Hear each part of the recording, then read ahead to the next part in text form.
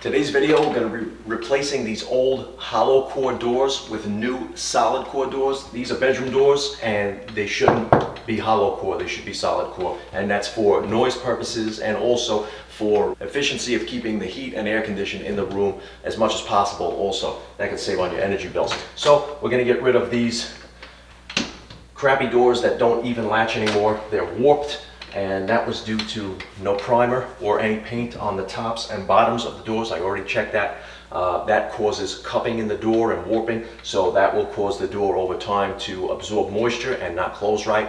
Also, you know, none of this framing is level and plumb. Everything is completely off. The reveals look terrible, so we need to get rid of this. So let's remove this and start putting in the new door. Okay, so I have that open. We're going to start from the inside because we're going to remove the door. So we're going to start right here at the hinges. We're going to pop out the pins, move the door out of the way, and then we can pry all of this nailed jam off of the framing. Okay, so for this I'm just going to use a punch and my hammer. And for the bottom, we're just going to take the hammer sideways because you're not going to get a good purchase on it right there because it's going to hit the floor. So just take it up like this, sideways, tap it out till you get it about there. And then you can pop out the hinge, put that off to the side somewhere, and now the door, you can see the door is going to start swinging open because now it's cantering down at the bottom towards that hinge. So I'm just going to take this and I'm going to put that right onto the moving blanket. Always have something on the floor over there protective. And now I'm going to slowly tap this out.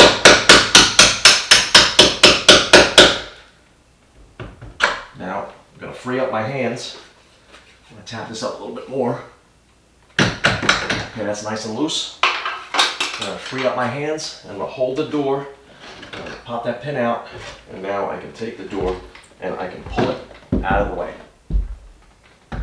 Now here's another quick pro carpenter tip. Keep one of the old hinge pins, because what you can do with this is you can throw it in your tool belt in one of the pockets and forget about it until you need to do another door. Then you can use this as your punch with your hammer to get the other pins out. Now I'm going to start the demo process. Get yourself a nice flat pry bar. Take your hammer and first start off without the hammer. You can put the bar in there and start from the bottom to pry it away from the framing, making sure that you're putting pressure on the inside 2x4. Now these normally are just, for the most part, nailed in place. So once you start to work it away from the 2x4, the framing, you'll start to see it come apart. Okay, that one side loose on the bottom. There we go. Now you can see it's starting to wiggle at the top. We're going to loosen that. You could also take a Sawzall and just cut right through the nails with a blade that's made for cutting bimetal. Okay, there we go. I'll get that out. Break that right off. Come right over here. Pull that down.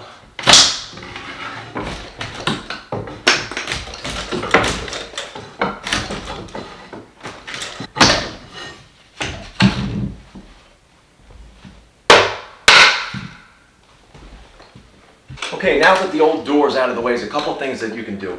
First, before you took the door off, you could have measured the actual door itself, which in this case, the door, it was 30 by 80.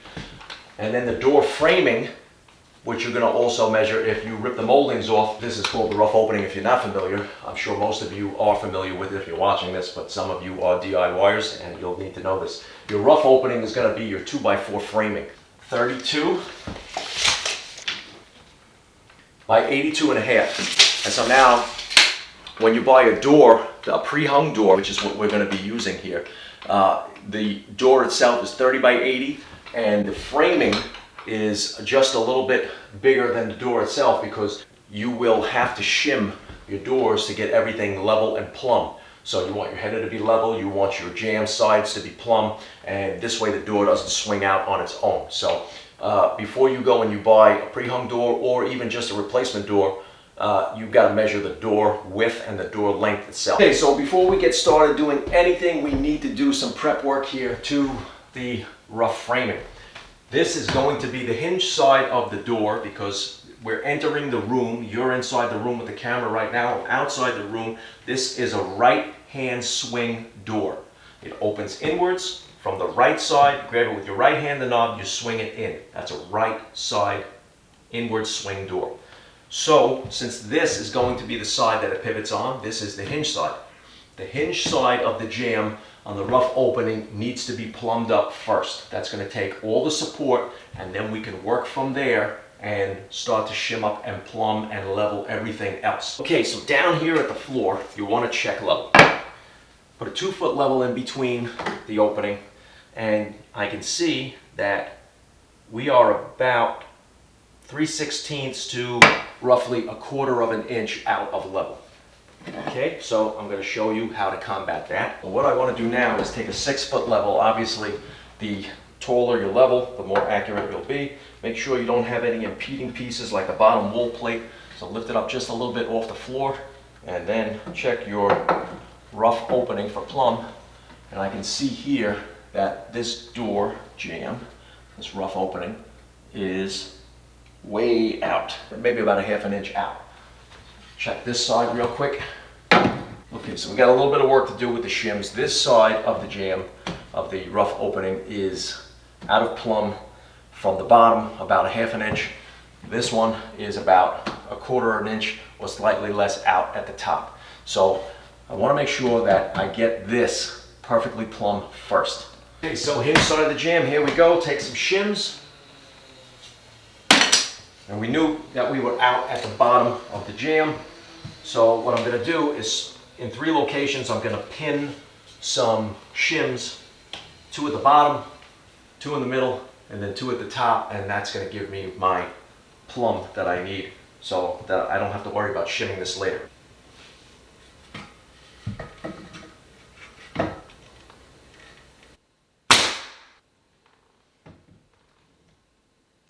Now that I have the bottom shims in place, I want to put some shims in the center, and this is so that when we nail the jamb in place, it doesn't crush in away from the 2x4s of the framing, because you can see there's a gap here now. So what we're going to do is just take some shims, and you want to make sure that you're coming in from both sides.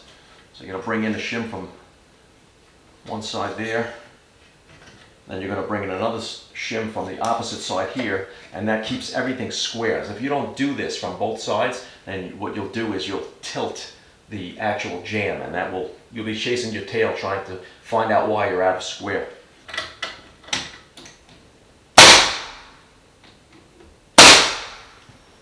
Still perfect there, and doesn't look like I need one at the top because it's going to rest directly on the 2x4 itself when we put the jamb in, so we don't need to shim the top at all. Okay, so the next step before installation of the door is pretty simple, but most people overlook it and forget it.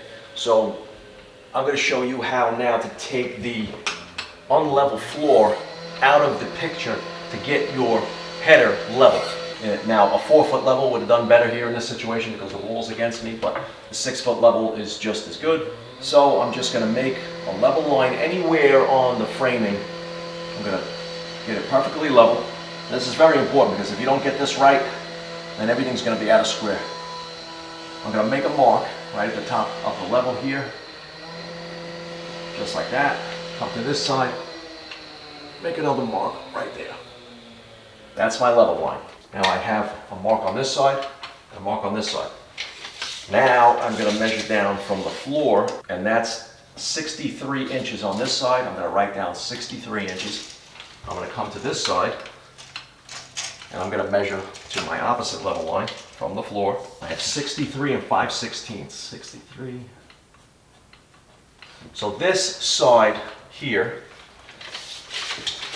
the floor is lower than this side. This is the higher side. So what I'm going to do is I'm going to cut 5/16 of an inch off of the hinge side of the jamb on the new pre-hung door.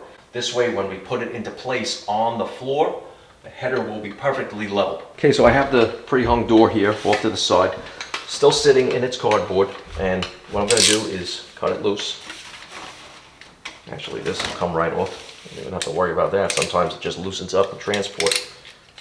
So you can just take a screwdriver and pop that staple. Okay, again, this is the hinge side of the jamb for the pre-hung door, and we determined that this side has to come down because it's the high side. So I'm just going to take my tape measure and I'm going to mark off 5/16. Now to make this cut nice and square, I like to use the HKC 55. This track saw is attached to the rail already, and it's spring loaded, and it already has on the back some square pieces that help me line everything up. I set it to 0.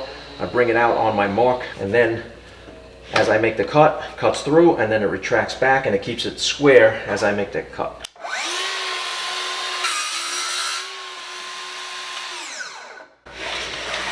Okay, so this is the new door pre-hung. There is a little piece of plastic inside the opening of where the door handle goes. So you just kind of twist it a little bit, it comes right out. Okay, and the other piece pops out from inside there.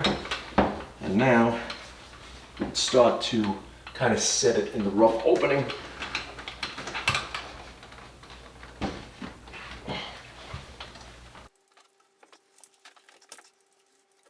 So solid core doors are just way too heavy to actually install while they're still in the frame. So I'm going to take it off, and I have the old hinge pin that I took out of the old door. And remember I told you save this and stick it in your tool belt? Well, here's the reason. I'll put it right in here.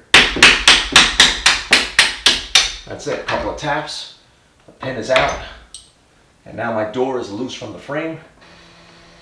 Okay.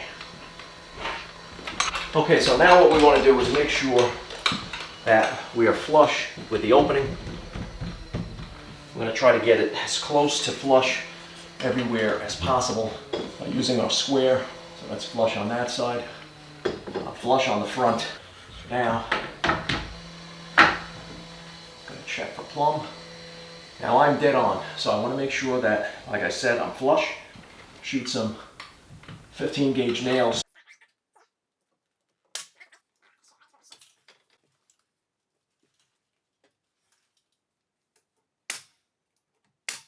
Now this side is perfectly secure.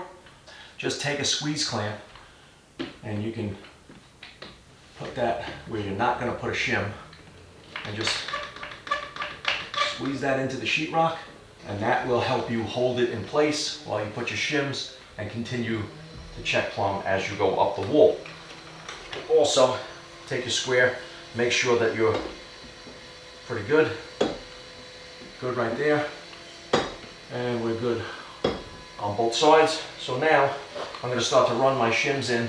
I like to put shims here on this side where the striker plate is going to go for the handle, because it just makes for a really solid closing of the door. It gives you something solid if the door is slammed. So I'm going to start right there at the top. And once again, coming in from both sides. Shoot one right in there. And now start coming up to the top. And the top is getting progressively wider. Put another set of shims right here. Once again, as I go, I'm going to continue to check everything. And we are still good. Before I go any further, they give you attached to the door a pack of 2 screws. These are longer screws. What these are meant to do is you take out the center of the top, the screw from the top hinge plate and the bottom hinge plate. Take out those centers, and then you put the longer screw through, and it goes into the framing. I'm going to do that now and really secure this. And you see these are very short screws that come out of there, right? Well, these screws are more than triple the length, but we still need to also not only just put them in there and replace them, you need to put a shim behind it, because you can crush this in if you don't have anything supporting it. So this way everything stays nice and plumb. Get this straight through.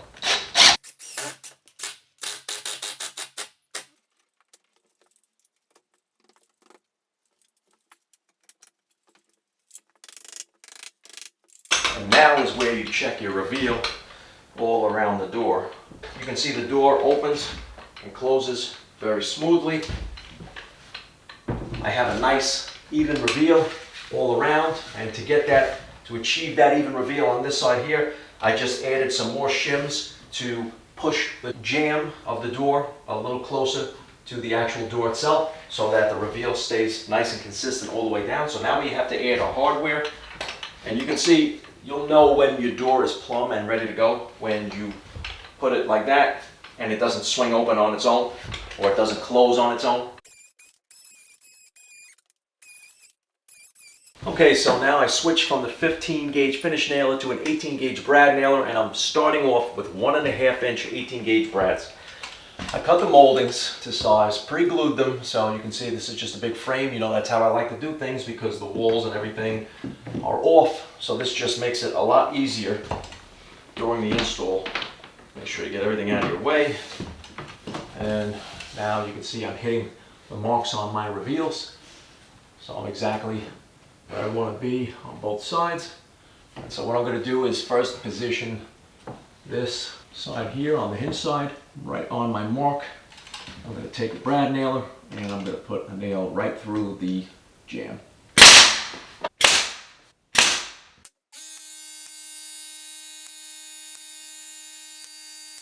Once I have everything around the frame here tacked into the jamb, I'm going to switch to 2 inch. And the 2 inches for the outside here, I'm going to nail this into the 2x4 framing behind.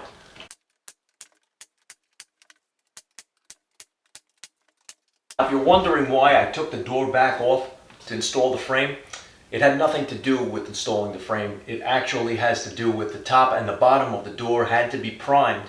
So while I cut and install these moldings, the primer on the top and the bottom of the door can be drying. It's a waterborne primer and it dries within an hour, so I can get the door back on here as soon as I'm finished buttoning up the whole thing.